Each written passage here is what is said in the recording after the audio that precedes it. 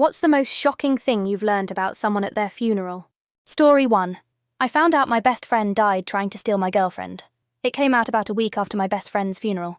My friend had always been reckless with boats, grew up on the lake, thought he could outrun any storm. One night he misjudged the weather, had a few beers, and tried to cross during what turned into a nasty squall. They found him the next morning. His brother was a wreck after the funeral. About a week later, he called asking if I could help pack up my friend's apartment. The landlord was being pushy about getting it cleared out. I figured it was the least I could do.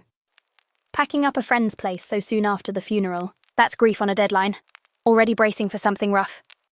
We were going through his desk when his brother found my friend's phone plugged in behind some books. The screen was cracked, but it still worked. His brother was scrolling through, probably looking for contacts to notify, when he stopped and got this weird look on his face. He handed me the phone without saying anything. It was open to a text thread between my friend and my girlfriend. I'm talking hundreds of messages going back months. My girlfriend's name was even saved with a heart emoji. I started reading. At first it seemed normal, my friend asking how her day was, her complaining about work stress. But then it got more personal. He was telling her she deserved better, that I was always working late and didn't appreciate her. She was responding with stuff like, "Thanks for listening," and "You always know what to say." That heart emoji hits different when you're not the one who put it there. This just got so much worse. The messages from the night he died were the worst part. He'd been texting her for hours, working up the courage to drive over and tell her how he felt.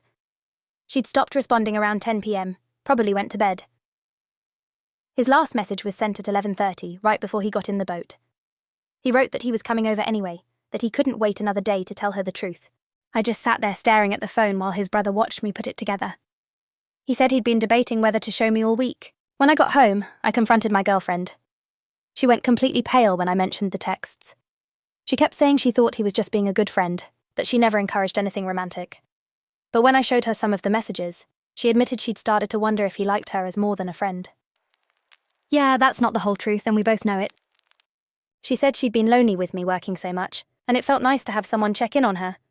She swore she never would have acted on it, but she also admitted she hadn't shut it down when she probably should have. We tried to make it work for a few months, but it was impossible. Every time we'd start to feel normal again, I'd remember those messages. The thought of him convinced he was in love with her just hung over everything.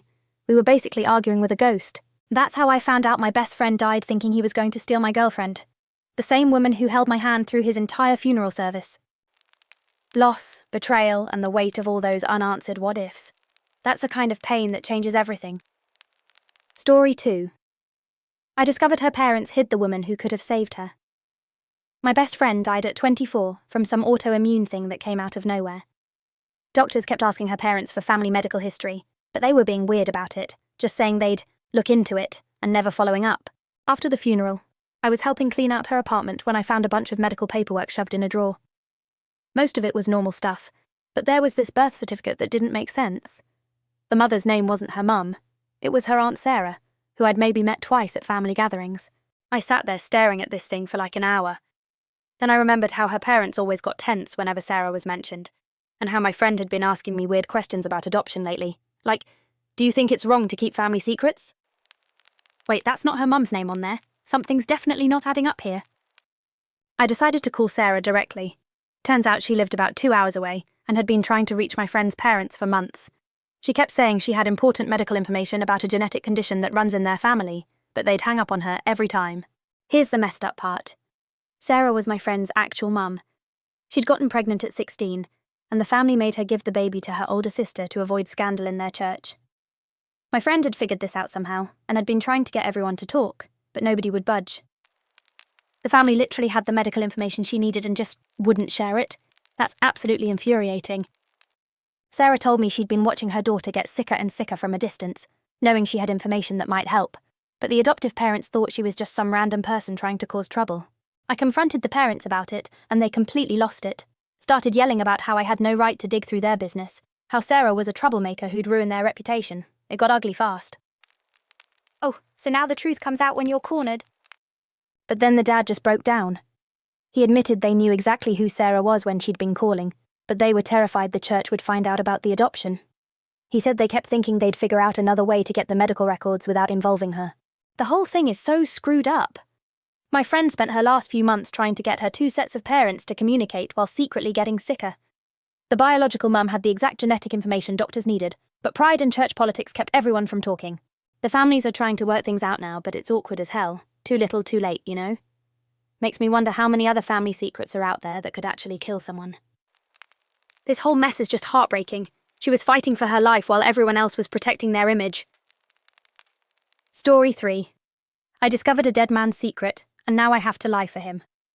I hadn't talked to my ex in 3 years, but when her dad died suddenly of a heart attack, I showed up to the funeral anyway. The guy basically raised me during college, taught me how to change oil, gave me career advice, was the father figure I never had growing up. He was always travelling for his sales job, covering 3 states, but he made time for me whenever he was in town.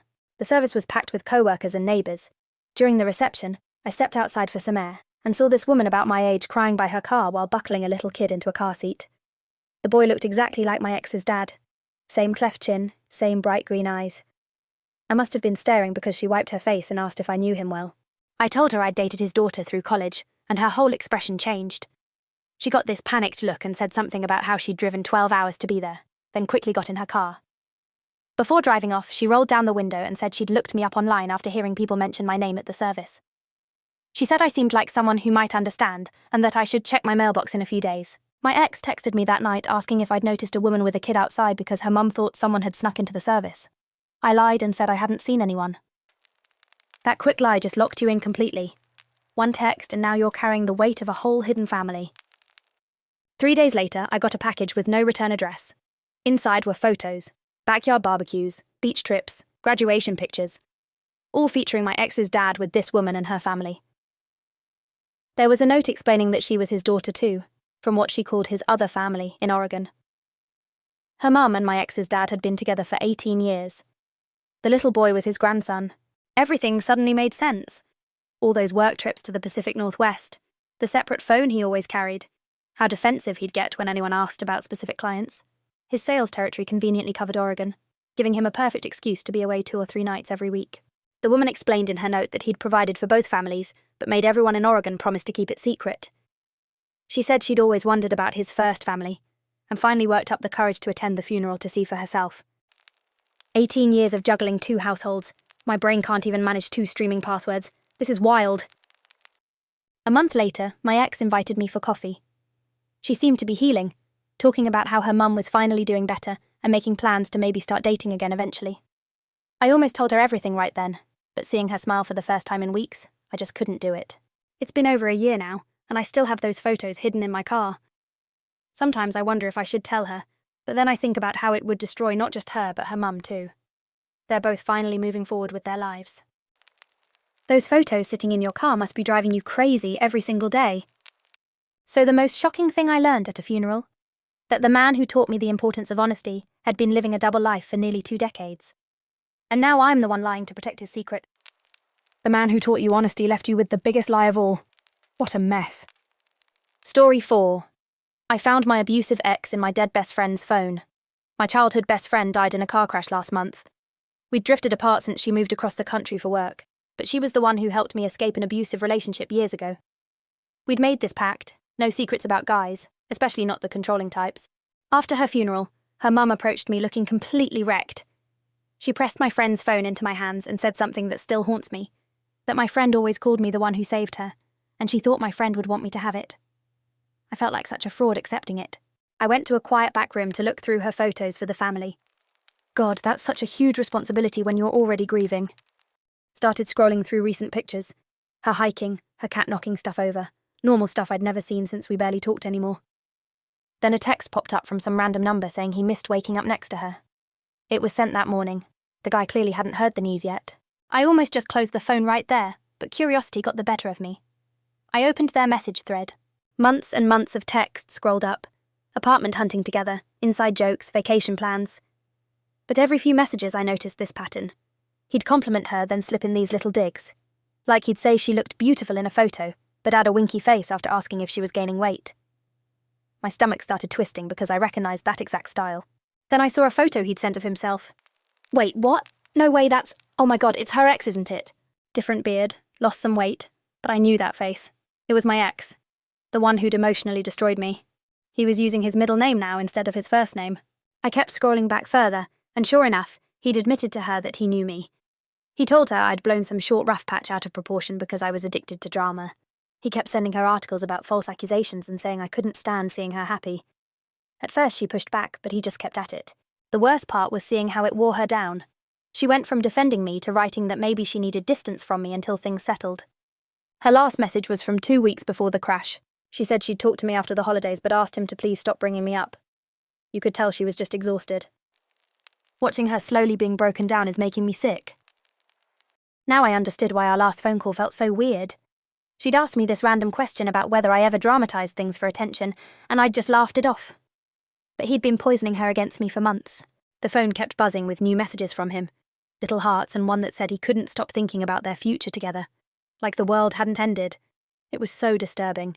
I grabbed a beach photo where she was laughing and took it upstairs to her mum.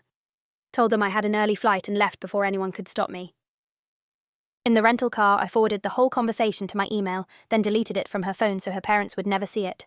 On the plane home, I realised I wasn't just mourning her death. I was mourning our friendship too, because it turns out it had been dying for months, and I never knew. Finding out she'd believed his lies about me, that stung worse than anything. I never reached out to any of our mutual friends about it. What would be the point? She's gone, and dragging her through the mud won't bring her back. But I do wonder sometimes if she was planning to dump him or dump me. Guess I'll never know. That's the worst part. He gets to keep spinning his lies while she's not here to see through them anymore. Story 4. My ex faked a military career for 5 years. I found out at his funeral. The weirdest thing I've ever learned at a funeral is that the guest of honour had been living 20 minutes away from me for 5 years. Senior year, my boyfriend pulled me aside after graduation and said he'd been accepted into some special army unit. He couldn't promise calls or visits because everything would be classified, so we should end things cleanly. I was heartbroken but proud. We had this dramatic goodbye kiss in the school parking lot like something out of a movie. For the next 5 years, I'd think about him whenever I saw military stuff on the news. I'd send letters to the address he gave me, never got responses, but figured that was normal for classified work. When I'd call his parents around holidays, they'd give vague updates. He was doing fine, couldn't really talk about his work, you know how it is. I respected the secrecy and moved on with college, then my career. Last month, an old classmate sent me a Facebook link with a local obituary. Same grin, just a bit older. Cause of death, heart attack at 32. Occupation, assistant manager at our hometown bank.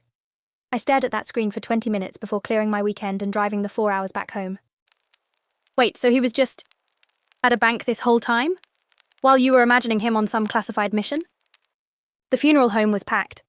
Inside, poster boards showed him coaching Little League, grilling at backyard parties, standing with a woman I vaguely remembered from high school and 2 kids who had his exact smile.